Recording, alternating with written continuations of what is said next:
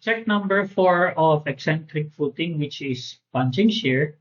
Similar din ito sa concentric. Yung x, that is T1 plus D, and then the y dimension, that is C2 plus D. Likewise, yung D, that is from contact point of rebars to top of footing. So let's take a sample here. Ang length niya ay 4,000 millimeter. Ito yung x dimension. And then yung B or the y dimension is 3,000 millimeter, or that is 3 meters. And then the C1 is 400 mm or 0.4 meter. And then yung C2 or the y dimension of the column is 300 mm. Tapos ang kanyang depth ay ito, yung from contact point of rebars to top of footing. Let's say that is 800. Kaya dito sa ating Excel, sa Excel ko pala, ayan, in-input ko na yan. So si C1 is 400, C2 is 300. And then take note that this is concentric, kaya dito sa Excel ko, eccentricity and eccentricity Y are both zeros. And then, ang kanyang dimension na nilagay ko, B is, this is in meters, kaya 3. Okay, so 3,000 dito, millimeter. And then L is 4 meters. Tapos, para makuha ko yung D na 800 mm, naglagay na lang ako ng a thickness na 0.92, tapos 1.5 yung NGL to top of footing. Kaya nakuha ko yung 800 mm. So, let's say palitan ko to ng 0.9, magig 0.85, magbabago siya. Okay? So, you make your own Excel. So, naipasok ko na itong mga data ko dito sa ating Excel. And then, let's say, i-move natin itong column. Siyempre, kasama itong shear perimeter. I-move natin to sa positive X direction ng 900 mm. So, ito na ang kanyang magiging figure, ano? So, dito, magkakaroon tayo ng eccentricity Y, ay eccentricity X na 900 mm in the positive direction. Kaya magiging 0.9. Yan. So, by inspection alone or by visual, nasa positive X direction ang kanyang eccentricity. Positive X only. Okay? X only kasi wala kang eccentricity sa Y. Now, in this case, ang kanyang shear perimeter or etong broken line is obviously equal to 2x plus 2y, or that is 4,600 millimeter. Yan yung kanyang B sub O. Now, punta tayo dito sa ating kodigo. If you will add eccentricity X plus X all over 2 and compare that with L over 2, meron tayong mga conditions. Meron tayong lesser than, equal to, and greater than. Kapag ganito yung mga conditions mo, less than, equal to, and greater than, then you can say that your column is eccentric at X direction. Ngayon, meron tayo dito na positive and negative. Dito sa ating kodigo, for punching shear check, kukunin natin yung absolute values ng eccentricities. Pero, pag i-consider mo itong mga positive and negative sign, of course, dito mo malalaman kung nasa quadrant 1 siya, quadrant 2, quadrant 3, quadrant 4, positive X only, positive Y only, things like those. Okay? So, dito sa ating sample, i-add natin tong eccentricity X plus X all over 2. Ngayon, yung X all over 2 na yan, eto yon, 600. Okay? Kasi obviously, ang X mo, yan. Yan ang X. And then, ang eccentricity x mo is 900. So, 900 plus 600 will give you 1,500 mm. At ito ngayon ang ating L all over 2. Kasi, ang ating L is 4 meters. Obviously, L over 2 is 2,000. Ngayon, i-compare mo. Yung eccentricity plus x over 2 is 1,500, which is less than L over 2 na 2 meters. Ngayon, you can say that this is eccentric at positive x direction. Okay? Ngayon, kung gagawin nating negative, eccentric at positive x only, kasi ang eccentricity y mo ay 0. Kung gagawin ko itong negative 0.9, see what happens. Okay, magiging eccentric at negative x only. Ngayon, yung negative 0.9 na yan, ganito yung kanyang figure. Yan. Dito naman sa bandang kaliwa. Yan, no? Eccentricity, x is negative 900. Okay? So, ganyan yung kanyang figure. Same thing, ang kanyang shear perimeter is twice of x plus twice of y equal to 4,600. And that's the reason why itong negative 900, i-disregard mo yung negative sign yan at susundin mo pa rin ito. Okay? So, instead na dito magiging negative 900 plus x all over 2, do not apply the negative value here. Okay? So, 900 pa rin ito. Okay? So, this becomes now still 1,500. Yung x all over 2 plus your eccentricity. Yan, 1,500 pa rin yan. At syempre, yung iyong L over 2 is 2,000. Okay? So obviously, 1,500 is less than, 1,500 still less than L all over 2. So that means if you can do it in the positive x, you apply the same procedure in the negative x direction.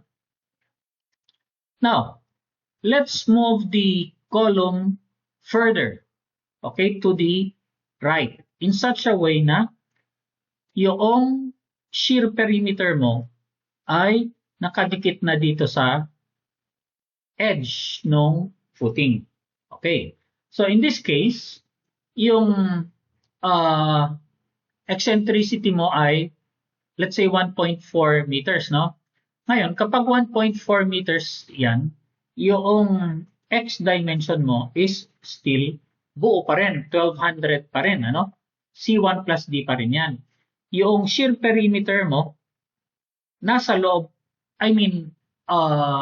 buo pa rin, nasa loob pa rin, wala pa rin lumalabas. So that means yung x over 2 mo, 600 pa rin. Okay? In this case, your column is still eccentric at positive x only. Now, palitan ko na ito sa aking Excel ng 1.4 meters.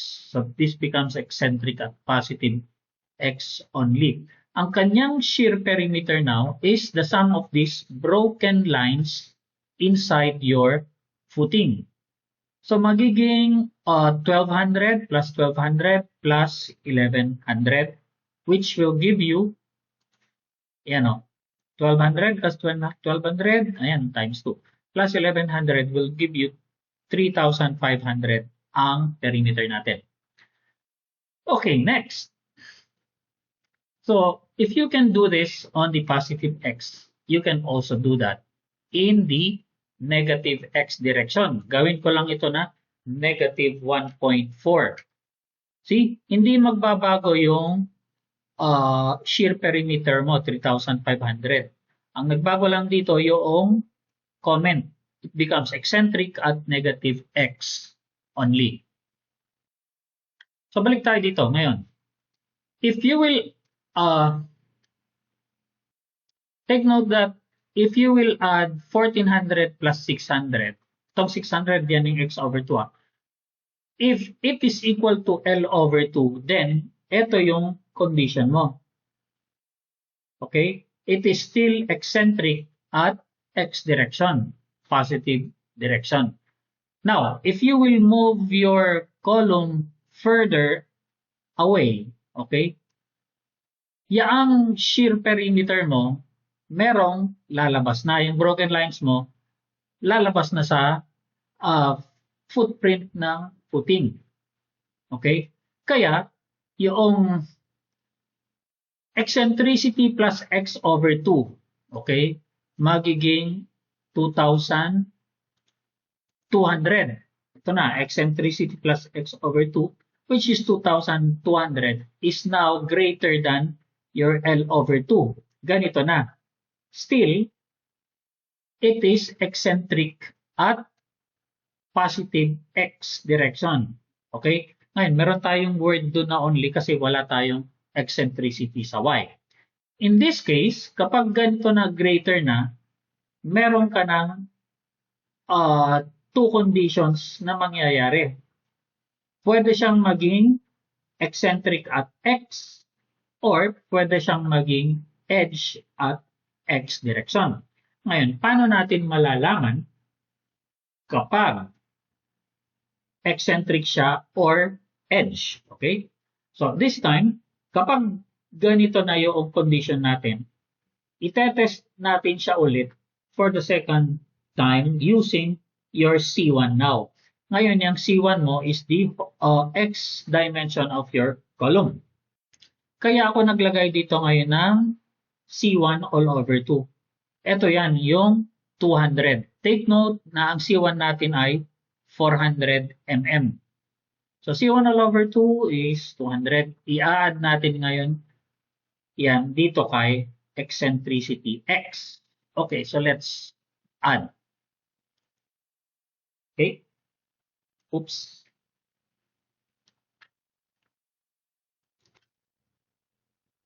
So this plus hanggang dito, yan yung 1,800. Ngayon, ano yung 1,800 na yan? It is this equation. Ayan, eccentricity na 600 plus C1 all over 2 na 200 will give you 1,800. Now, compare this with your L over 2, which is 2,000. Kaya, ang comparison natin dyan ay less than. Ngayon, kapag less than yan, then it is still eccentric at the positive x direction. Okay? Ang ibig sabihin ng eccentric, yung buong sides, all four sides of your column is still inside the footing. Now, let's say, let's move your column further away, or let us increase the eccentricity in such a way that your column now, one edge of your column coincides with the edge of the footing. And that will happen if your eccentricity is 1.8 meters. Okay? Ngayon, now let's go to this equation. So that is eccentricity na 1.8 plus C1 all over 2 na 0.2 will give you 2 meters.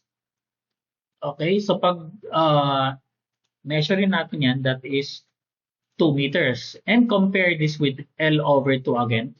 Kapag equal yan, that means you have an edge footing.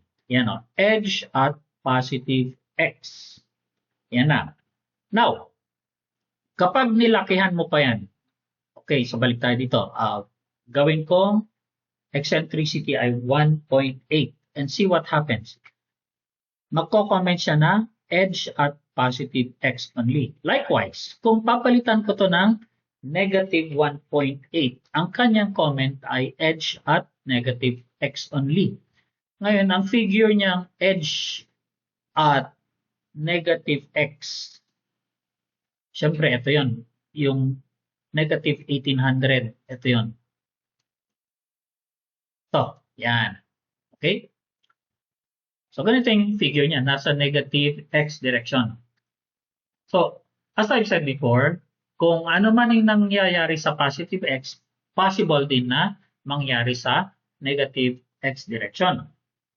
Ngayon, in this case, ang kanyang shear perimeter would be eto na.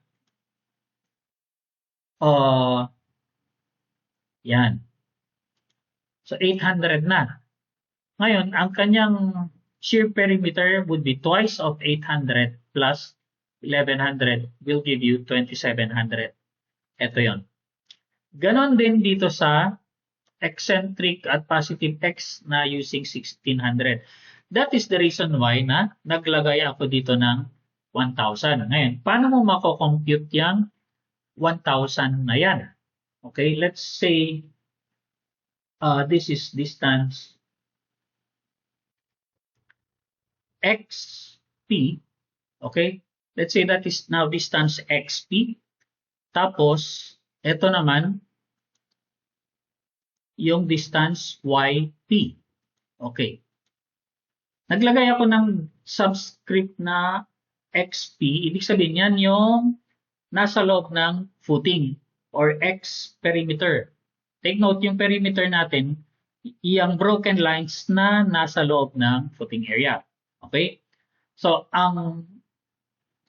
originally, ang x natin, yan. Syempre yan pa rin, 1,200.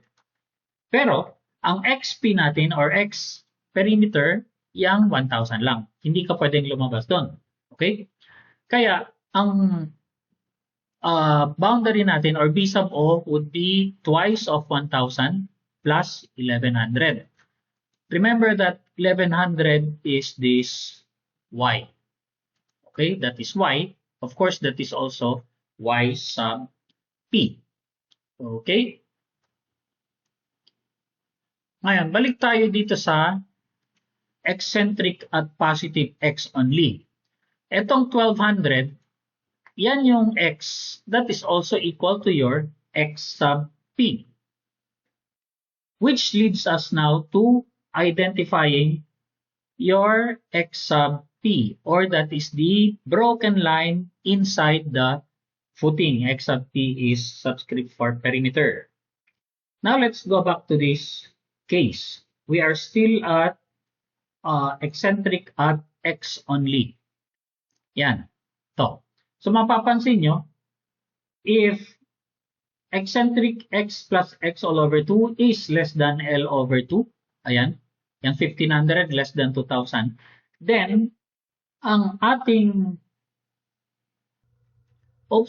mali, hindi pala x sub p yun, ano? Mamaya tayo pupunta sa x sub p. X sub a, dito tayo sa ating x sub a muna. Ang ating x sub a is this distance. Yan, which is 1.2 meters. X sub a is equal to your x, which is 1.2 meters. Okay? And then, now let's move the column further to the right. Okay? In a way na yung eccentricity plus x all over 2 becomes now equal to L all over 2. Still, yung x sub a natin is still equal to x. Okay? Yan. And then, i-move pa rin natin ito to the point na lalabas na siya. In the sense na yung eccentricity x, okay, plus C1 all over 2. Ayan, C1 all over 2 is 200. 1,800 is less than L over 2. Ito yung ating L over 2. In this case, ang ating x sub a now is equal to 1,000, hindi na 1,200. Ngayon, ano ang equation niyang x sub a na yan? Ito yun, yung equation ng x sub a, which is equal to x plus L divided by 2 minus eccentricity x. Okay, so balik tayo. Ano ngayon yung x na yan? Ayan, it is equal to C1 plus D. So solve na. What is L? Given yan. What is eccentricity x? It is also given. Therefore, you can now find x sub A. Next, let's move the column further to the right in such a way na magiging edge column na siya, no? So, in this case, your eccentricity plus C1 all over 2 is now equal to L over 2. So, ganito na siya. Yan. Ngayon, ang equation mo sa x sub A now would be equal to C1 plus D all over 2. Okay, so ito yung mga equations na ginamit ko sa aking spreadsheet. And dito naman, using AutoCAD. So dapat i-compare mo sila dito sa spreadsheet tsaka sa AutoCAD mo. So balik ako dito sa aking AutoCAD. Let's say, dito muna tayo, no? Yan. Let's say my eccentricity is 1.6 and eccentricity y is 0.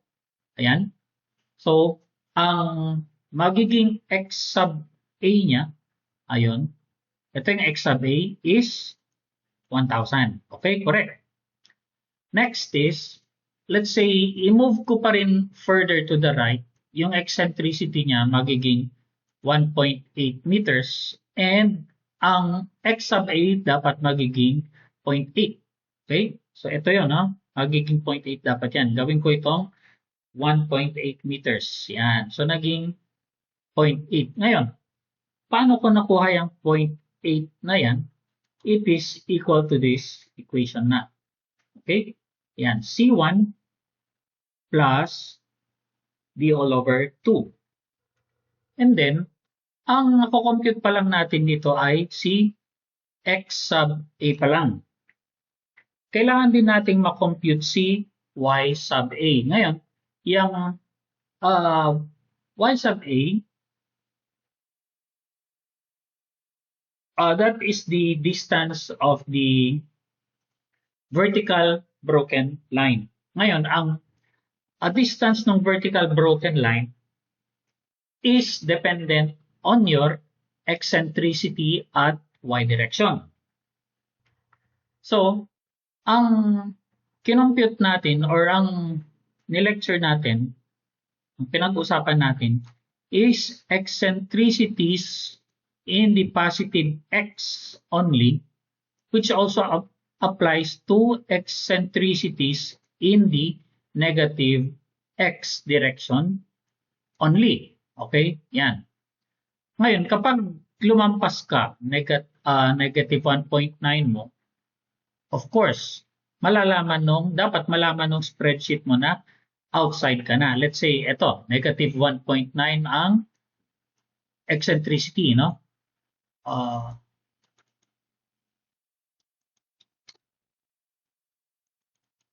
Let's say this is negative 1.9. Papalitan ko dito. Negative 1.9. Ibig sabihin lumabas na yung column. Dapat magko-comment si Excel mo ng warning, column outside of footing. Okay? So, ganyan. So, yan pa lang yung ating pinag-usapan. Let's say, kulayan ko yan ng red. Next, ang pag-uusapan naman natin ngayon would be in the vertical direction only. Okay? Which is, ito na. Dito na tayo sa eccentricity at y. So going back, ito yung ating original figure.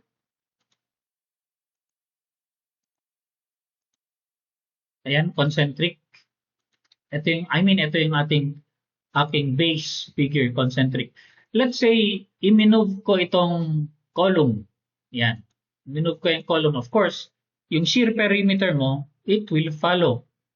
I-move ko siya pataas ng 0.5 meters. Positive. positive y, 0.5 meters. Okay? So, balik ako dito. Yan. So, gawin ko tong 0, then gawin ko tong positive 0.5. And, of course, it will become eccentric at positive y only. Yan. Okay, ngayon, ganito yung kanyang comparison. So, eccentricity y, which is 0.5 of a meter, plus y all over 2 is less than b all over 2. Ngayon, ano ang y all over 2 na yan? Ito yon. Remember that this is distance y. Okay? And this is now your y all over 2. 550. Ngayon, i-add natin yung eccentricity y na 500 plus yung 550 will give you 1,050. Okay? So, eccentricity y plus y all over 2 na 550 will give you 1,050, which is obviously less than b all over 2. Ngayon, ano yung b all over 2 natin yan? It is this distance. Okay? So, 1,500 yung b all over 2. So, ito ang ating condition. Ngayon, if that is the case, then, ang ating y sub a is equal to y. Now, what is that y sub a? It is the measurement of your vertical shear perimeter. Ito, yan, 1,100. Okay, ganon din, yung x sub a naman, it is the measurement of your horizontal shear boundary line. Yan, yung dito. Okay? Next.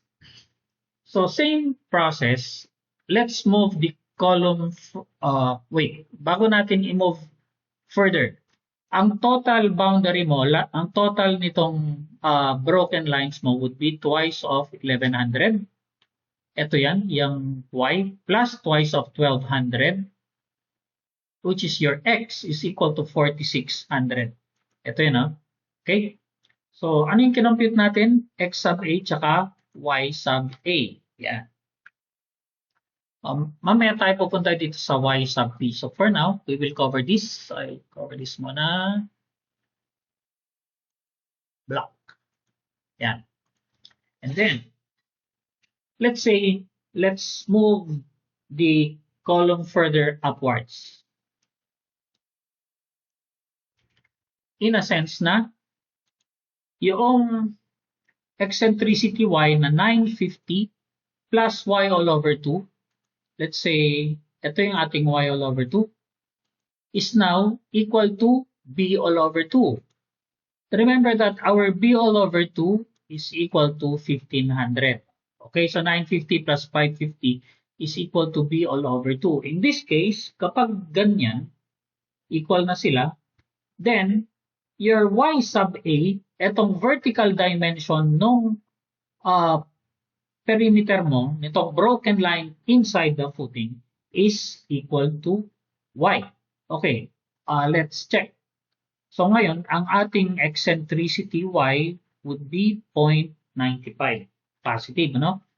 Ngayon, ang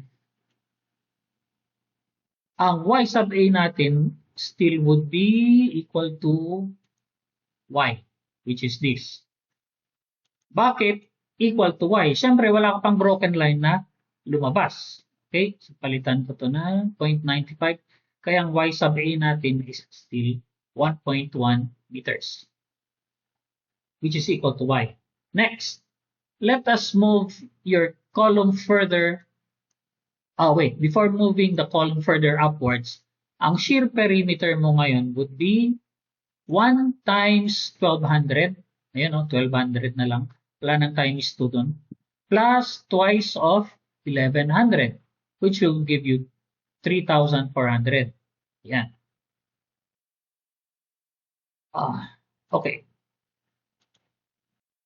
Ito, 3,400. Okay, next. Now let's move the column further upwards. in such a way na yung shear boundary mo or yung mga broken lines natin, meron ng lumabas sa footing. Okay? Pero, take note na yung column mo, nasa loob pa rin ng footing. So, this is still eccentric at positive y only. Only in the sense na yung eccentricity x mo is equal to 0. Okay? Let's say, ang eccentricity natin ay 1200. Y, ha? So, palitan natin tong eccentricity y na 1.2. Kaya, let us now add 1.2 plus y all over 2. Take note na ang ating y all over 2 ay yan. Okay? And that is equal now to 1750, which is greater than b all over 2. Yan. 1750 is greater than 1500. So, ito na ngayon yung ating condition. Okay? So, coveran ko na yan. Nandito na tayo ngayon. Next. Kapag ganito na yung condition natin, greater than b all over 2, that's the time na i-involve na natin yung C2. Okay? So, mag-check tayo ng, we will check if it is eccentric or it will become an edge. Okay, now, nasaan ngayon si C2 all over 2? Ito siya. Yan. So, C2 is the y direction of your column. It is 150 mm. And EY plus C2 all over 2, ito yung eccentricity y 1200 plus 150 will give you 1350. Ngayon, ano yung 1350 na yan? Okay? Take note that 1350, we will compare that with b all over 2. Obviously, 1350 is less than b all over 2. So, dito tayo ngayon. That means, if this is the case, it is still eccentric in the positive y direction. Yan. Okay? So, ayun. Kaya siya nag-comment ng eccentric in the positive y direction. Now, let us compute your y sub a. Ngayon, if this is the case, then, by AutoCAD, ito yung ating y sub a, no? Y sub a is the dimension of your broken line inside the footing. So, ito ngayon yung equation ng ating y sub a. Yan.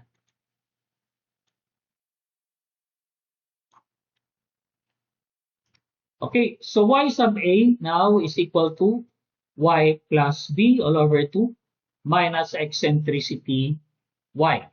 Okay, so which will give you 850. Now let's check mano-mano. Your y here is 1100. Check lang natin, ano? 1100 plus yung b. B is 3,000 divided by 2 plus, this is minus, no? Minus yan, ano? Minus your eccentricity y na 1200. See what happens. It should give you 850. Yan. Ngayon, let's say, palitan natin tong eccentricity na 1200 na sa baba naman, negative 1.2.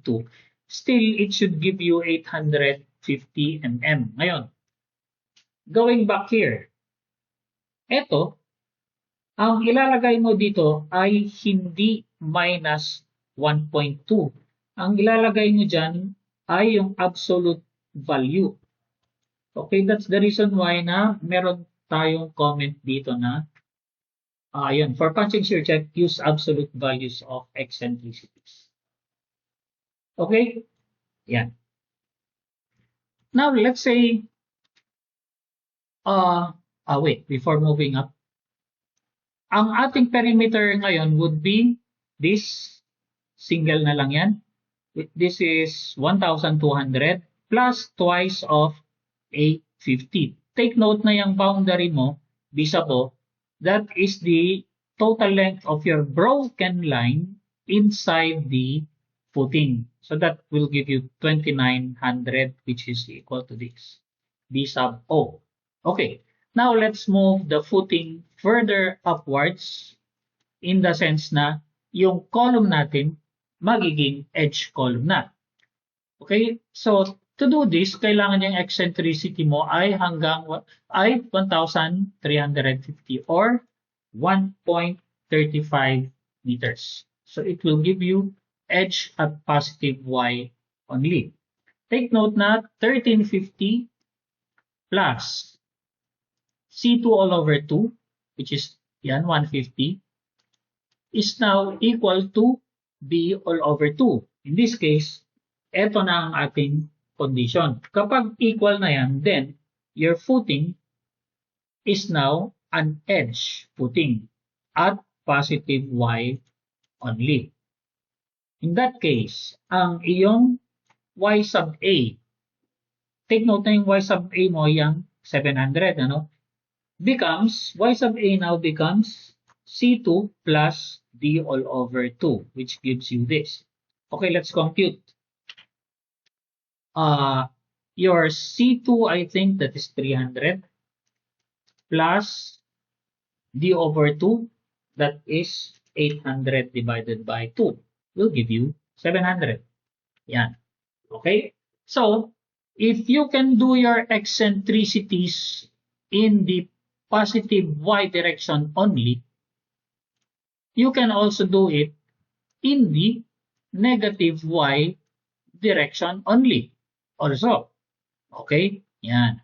So that's the reason why na meron tayong edge at positive y only, eccentric at positive y only. Okay, so let's say natapos na natin to. Markahan ko yan ng red. Let's say gawin ko itong red. So, ano na yung mga natapos natin? Dito tayo sa concentric. Ayan. And then,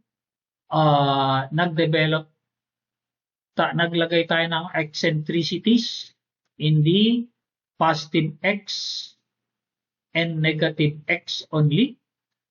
Ngayon, i-move mo pa further yung eccentricity hanggang sa naging edge na siya.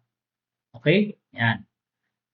And then next, nag-move tayo ng eccentricity sa y direction only, positive y tsaka negative y. And then, i-move it further hanggang sa maging edge na siya. Edge at y only. Positive y and negative y only. Next.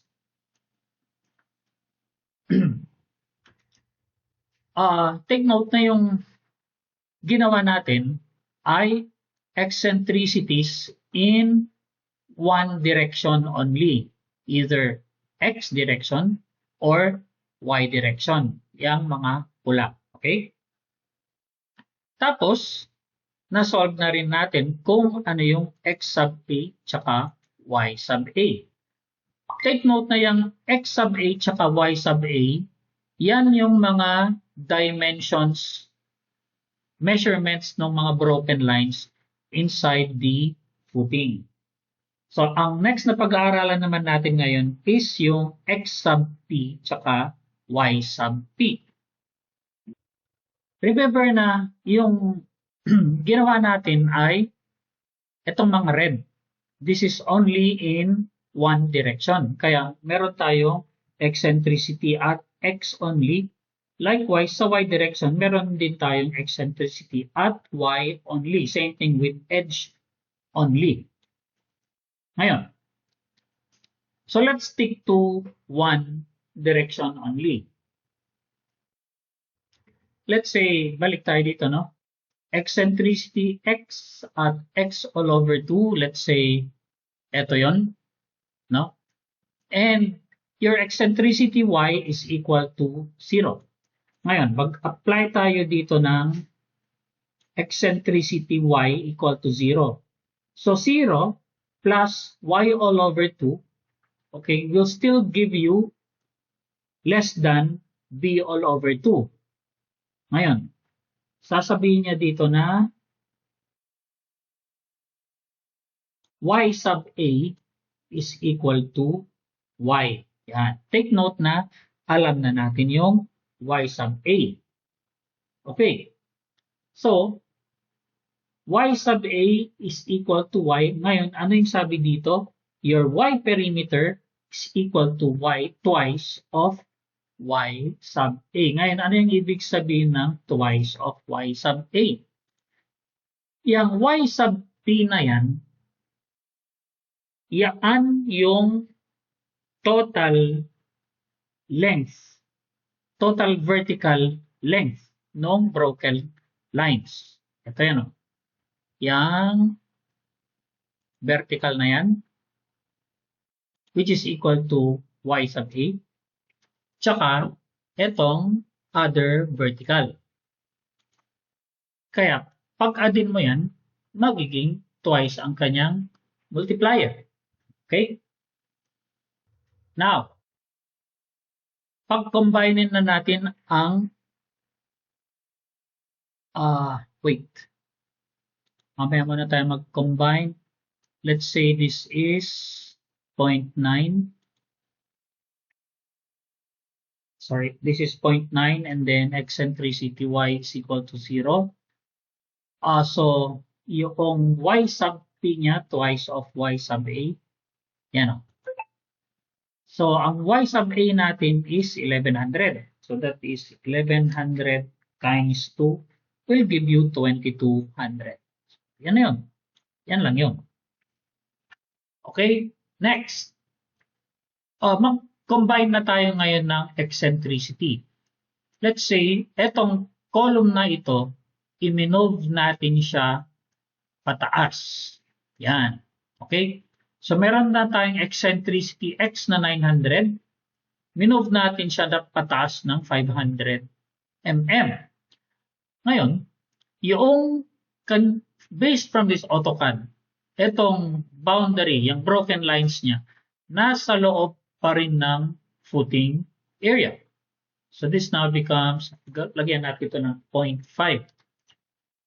And see what happens. Take note na yung ito. Ito pa rin ang masusunod, ano? Ayan. Take note na eccentricity y plus y all over 2. Remember that this is y all over 2. Okay? Is equal to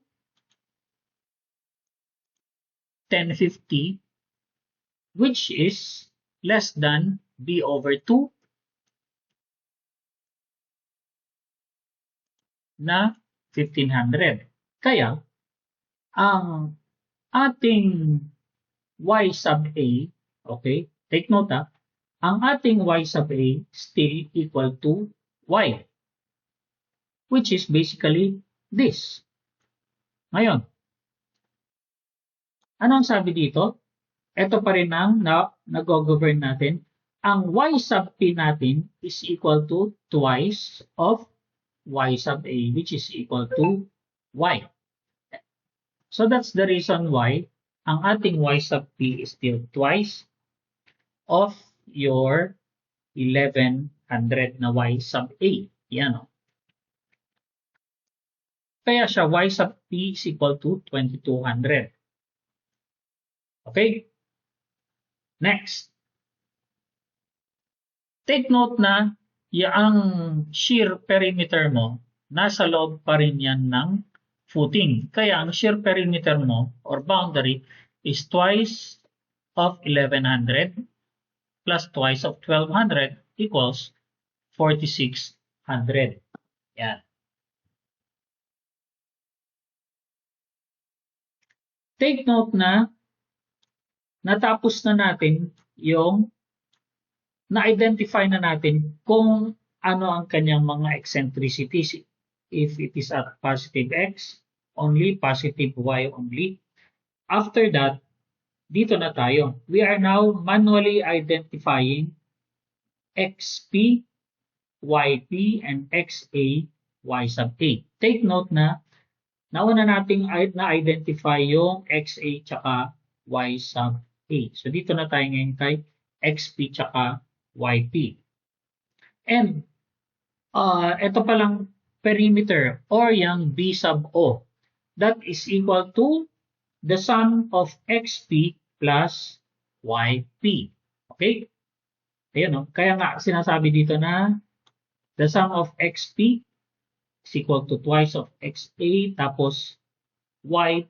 Pagdating dito naman, merong YP twice of YA.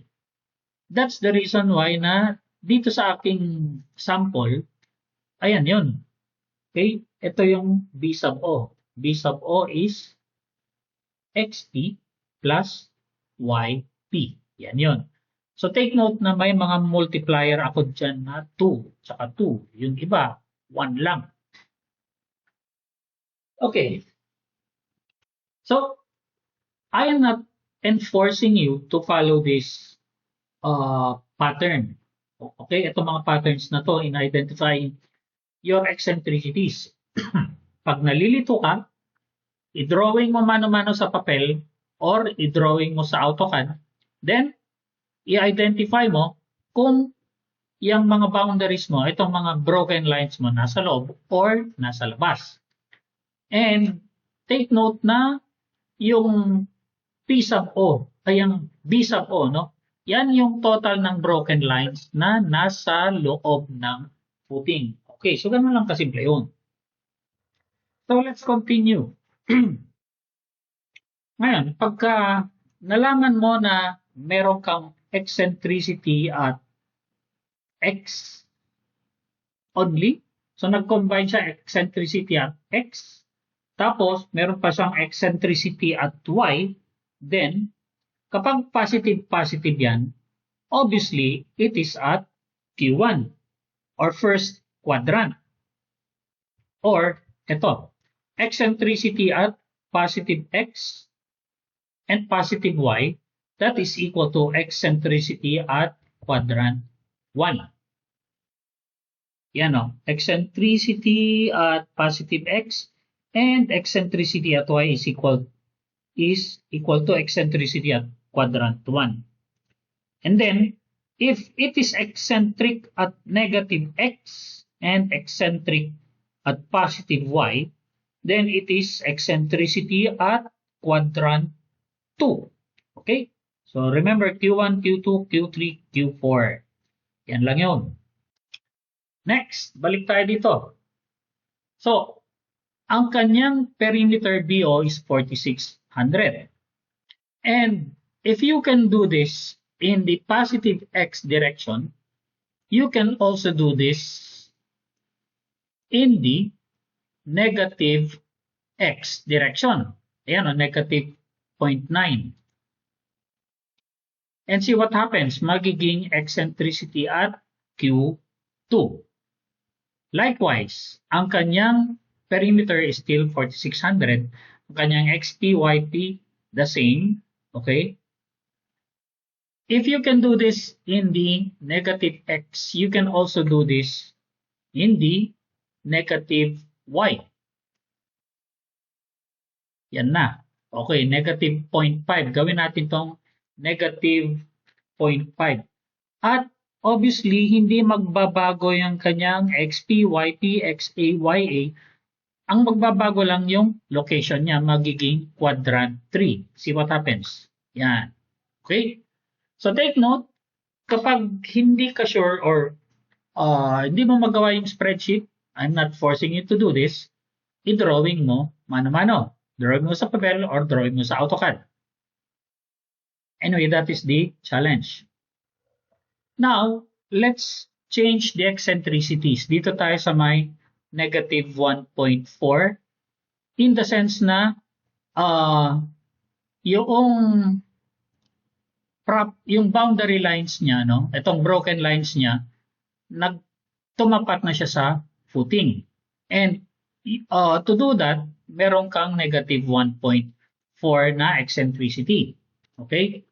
Negative 1.4 at gawin nating positive 0.5. Positive 0.5 dito siya sa taas. Okay? So this becomes now eccentric at Q2. Ngayon, i-identify natin yung x sub A, y sub A. Remember na ang x sub A tsaka yung y sub A, yan yung dimension ng mga broken lines. Okay? In each direction.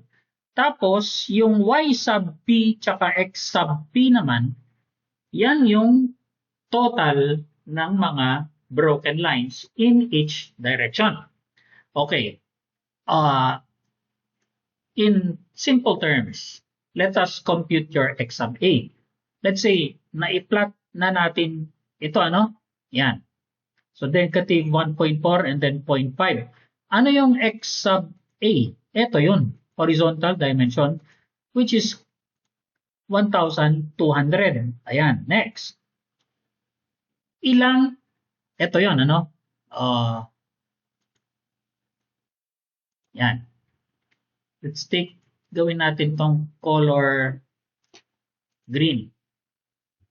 So, ilang horizontal na broken lines yan? Dalawa.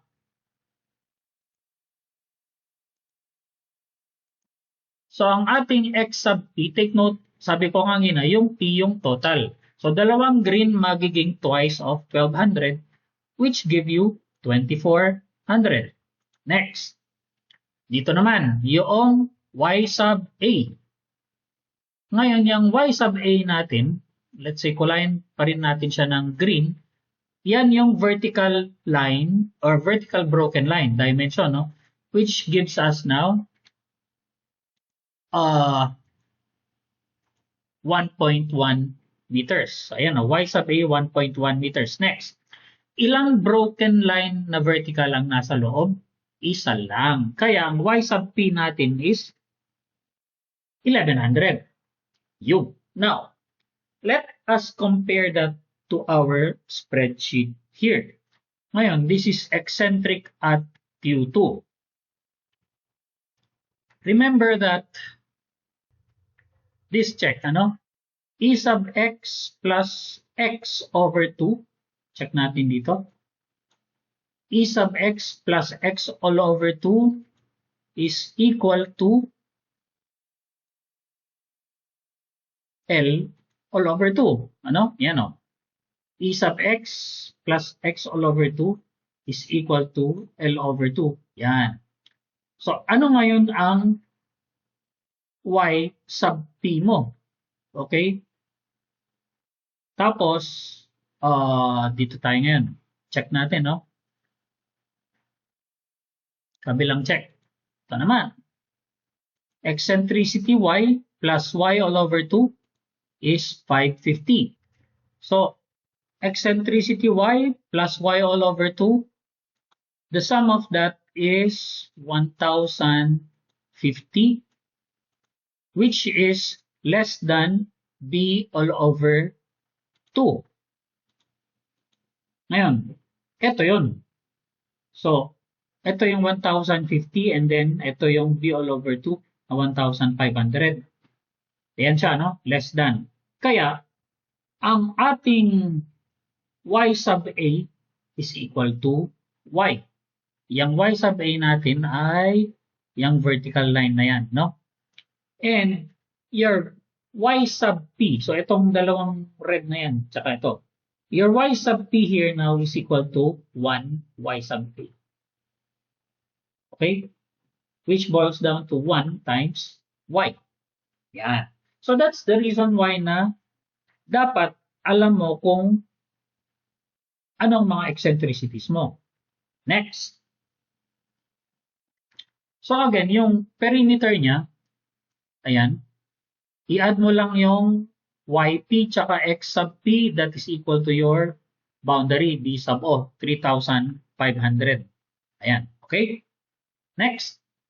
So, kulayan ko ito ng yellow. If we can do this in the negative x-axis, we can also do it in the positive x-axis.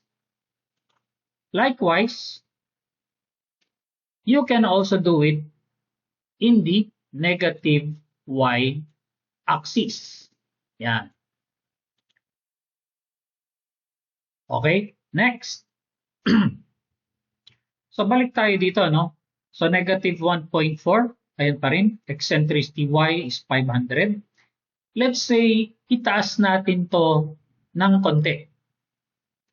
In the sense na magiging ano na siya. Yan. Yung broken lines mo, nakadikit na, no? In both sides. So gawin natin tong 0.95 ang eccentricity y. 0.95. So, take note na yung kanyang broken line, yan na.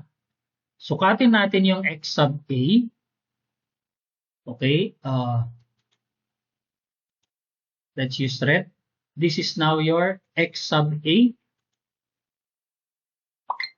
which is equal to 1200. Sukatin natin yung y sub a, which is equal to 1100. Ayan. Next, ilang x sub a ang nasa loob? Isa lang. Kaya ang ating x sub p ay 1200. Ilang y sub a ang nasa loob ng footing? Isa lang. Take note, yung kabilang y sub a nakapatong na sa edge ng footing. So that does not count. Kaya 1 lang ang kanyang multiplier. 1 tsaka 1. So all in all, ang b sub o mo ay 2,300. Yang total lang ng red lines. So again, if you can do this in the positive y direction, negative x direction, you can also do it in the positive x. Likewise, you can, ito yun, ano? You can also do it dun sa negative y direction. Yan. Take note, ang kanilang b sub o, pare-parehas, 2,300. In this case, ano, eccentric at Q3. Pagpapalitan ko to ng negative 0.95. Obviously, it is at Q3. Still, ang kanilang b sub o ay 2,300. Ganon din dito sa kabila. Yan. Eccentricity is positive 1.4. Pero ang kanyang eccentricity y, negative 0.95, magiging quadrant 4 or Q4. Still, ang kanyang b sub o ay 2,300. Ito pa rin yung ating pina-follow, yung dalawang red na yan. Okay?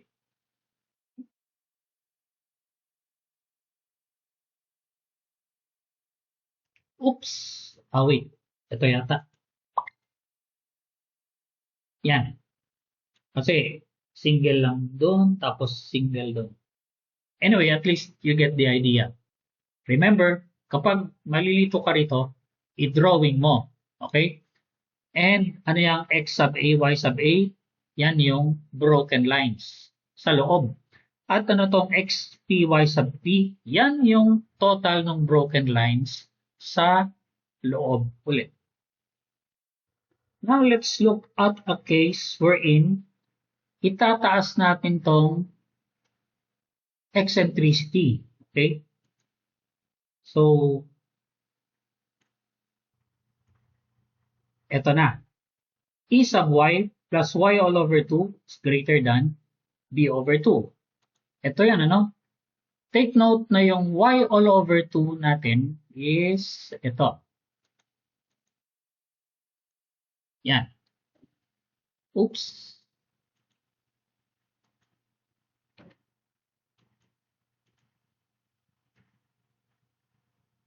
Okay, so ito yung y all over 2. Tapos, e sub y, 1,200 plus y over 2 na 550 will give you 1,750, which is greater than B all over 2. Ngayon, ang B all over 2 natin ay 1500. This is a case wherein it is eccentric at Q1. Okay? So, palitan natin dito.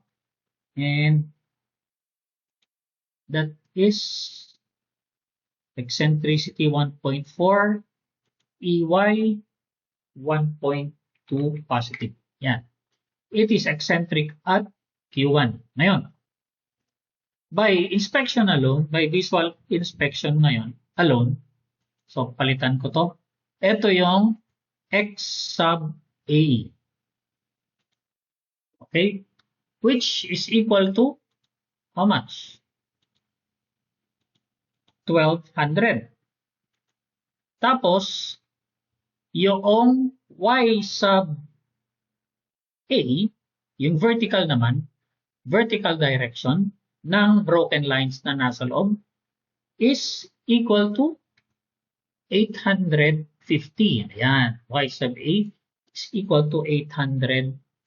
Ngayon, ano yung X sub P? It is the sum of your horizontal broken lines. Ilang horizontal broken lines?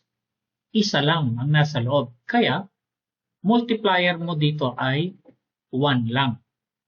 Tapos, yung Y sub P naman, ilang vertical broken line ang nasa loob? Isa lang ulit.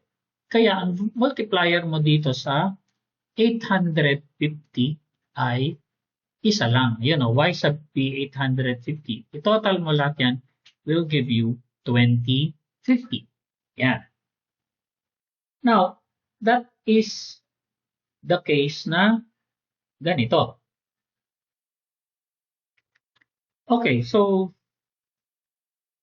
maraming cases na pwedeng mangyari. Merong eccentric at Q1. Still, this is kapag minove pa natin tong column na yan pataas, no? In the sense na magiging ganito na. It becomes now edge at Y, edge at positive Y, pero eccentric siya at positive X. Yan. So, try natin to, no? So, yung X natin ay 1.4, yung eccentricity Y naging 1.35. So, this becomes now edge at positive Y, then eccentric at positive X. Yan yon. And then, by inspection alone, sukatin natin yung ito. Ito yung X sub A mo, that is equal to 1200. Kaya ang X sub P mo, 1200. Tapos, yung Y sub A mo is 700. Yan. At isa lang ang broken line na patas. Kaya ang Y sub P mo, 700 din. Now, you move this column towards the left, towards the right, in such a way na, yan, okay? In such a way na, magiging ganito. Your eccentricity X plus 600, okay? Eccentricity X plus X all over 2. Yan. Ito na ngayon ang ating condition. Eccentricity X plus X all over 2 will give you greater than L all over 2. Which is this. Okay? Yan, hanggang dun. 2200 is greater than 2000. Ito na. Tapos, yung combination naman ng Y would be ito. EY plus C2 all over 2 is equal to B all over 2. Okay?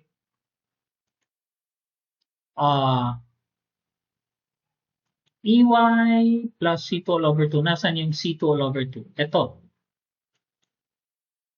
Yan. Which give us 150. Now, if you will total that, will give you 1350 plus 150 is equal to 1500. That is equal to B all over 2. Yan na. In this case, ang ating Y sub A is equal to 700. Yan yun. Likewise, ang iyong X sub A naman would be equal to this. X plus L divided by 2 minus 8. Okay, so pag haluin mo yan, you can also do this if you have a corner column.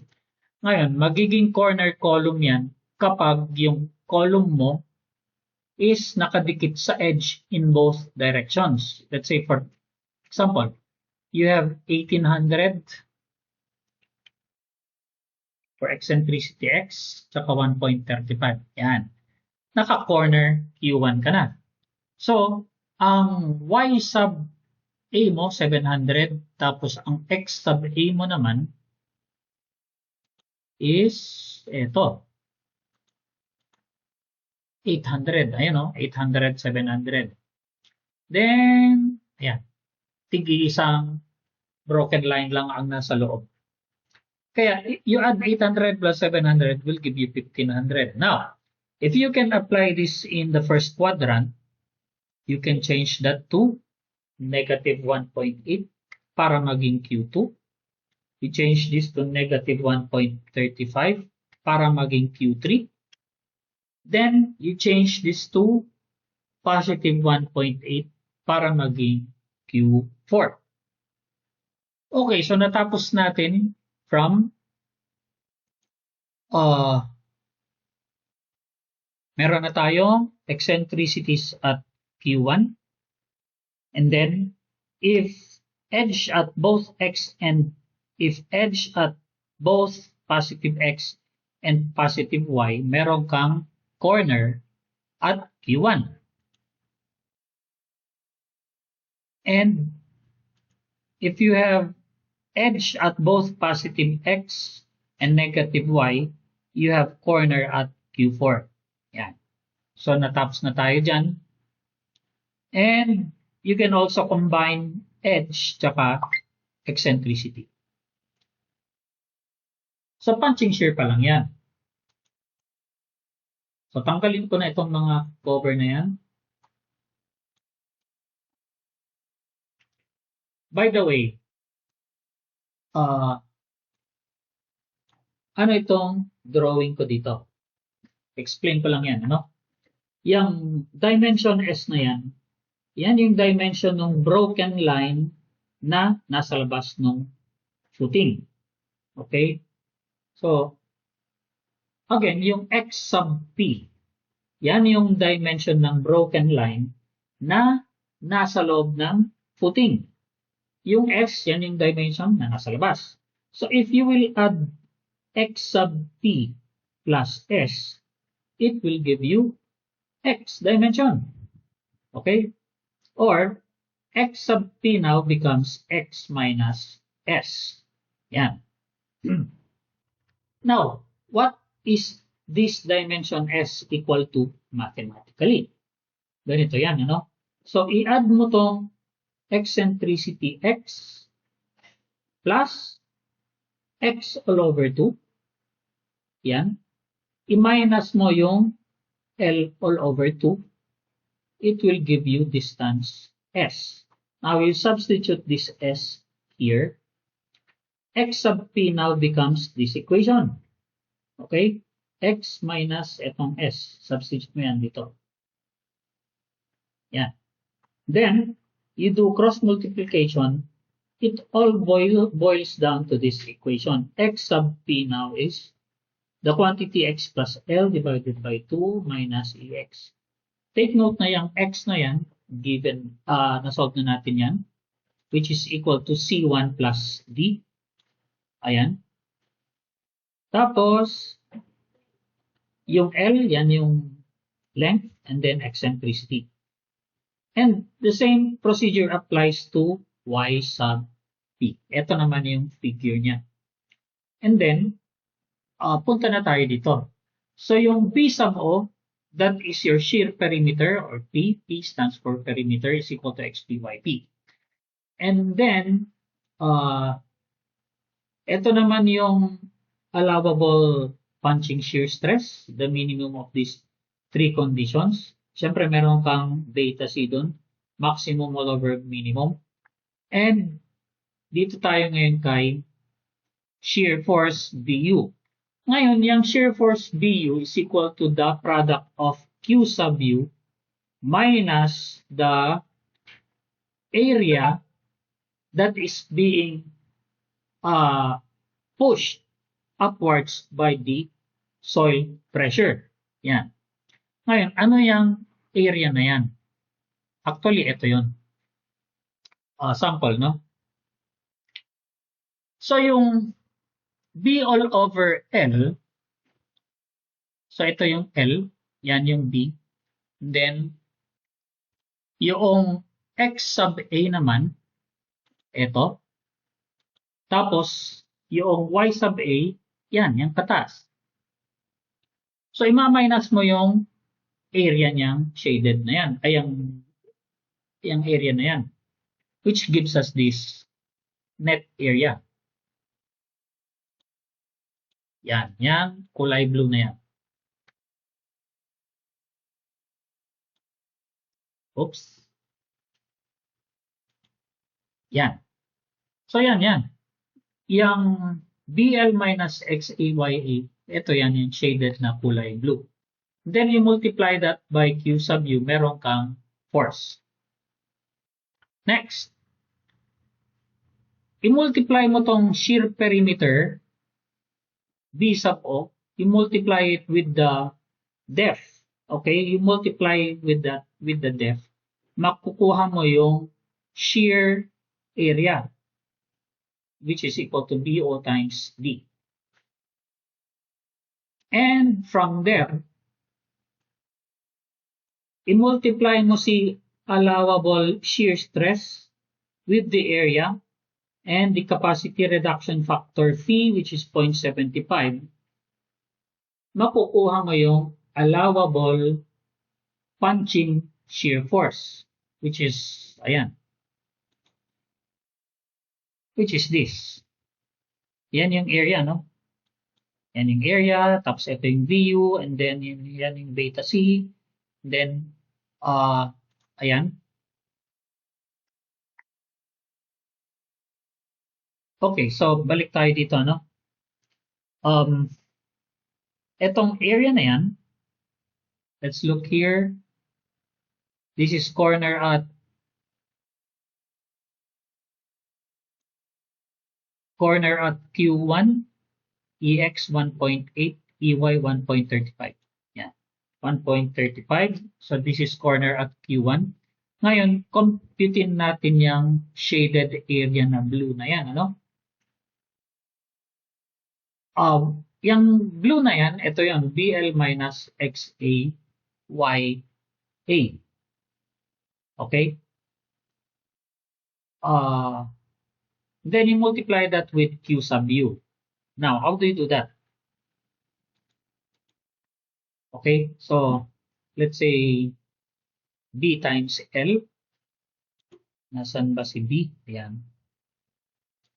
Times L minus XAYA. Ito yun, no? XAYA, ito yun. Minus X times YA. Take note na this is in millimeter. Kaya i-divide ko ito ng 1 million para maging square meter. Yan, no? Next. Ito na yon, BL minus XAYA. We will multiply this with Q sub U. So, nasan si Q sub U?